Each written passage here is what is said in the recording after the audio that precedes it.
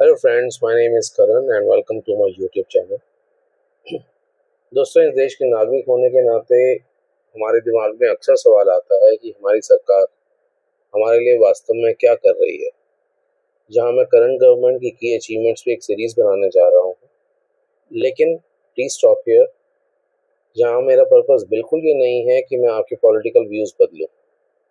मुझे लगता है कि हमें ये जानना चाहिए कि हमारी सरकारें, चाहे वो यूपीए गवर्नमेंट हो या बीजेपी गवर्नमेंट हो, हमारे लिए क्या करती हैं और हमें उन पर बेहतर विश्वास बनाना चाहिए। फॉर एन एग्जाम्पल, अगर मैं यूपीए सरकार की बात करूं, तो उनके समय में उन्होंने कुछ बहुत अच्छी पहल की, जैसे मनरेगा, RTI act, right to education act, foreign direct investment and the growth during 2004 to 2009, which was the highest during that time, and Aadhaar card system, जिसे आज हम हर रोज़ इस्तेमाल करते हैं। हमारी गवर्नमेंट्स कभी कभार साइलेंटली इतना ऐसा काम कर जाती हैं जिसके बारे में हमें पता ही नहीं होता। गैस, कभी आपने सोचा है कि इंडिया के पास आज कितना ऑयल रिजर्व है एंड 2014 के पहले ये सिचुएशन क्या थी?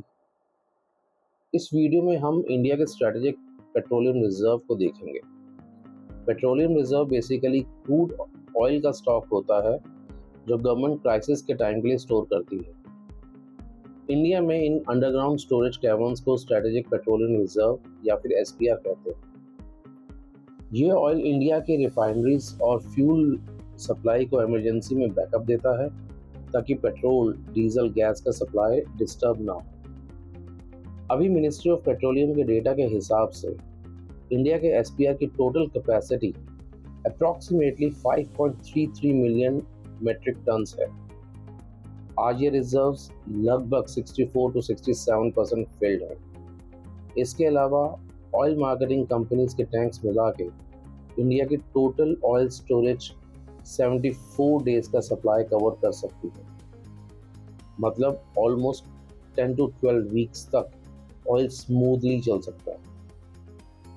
2014 से पहले इंडिया के पास almost negligible storage capacity for strategic petroleum reserve था।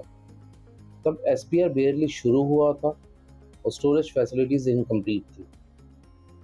न्यूज़ रिपोर्ट्स के हिसाब से 2014 तक इंडिया का ऑयल इंपोर्ट डिपेंडेंसी 80% के आसपास था, लेकिन क्राइसिस के लिए सॉलिड बफर नहीं था।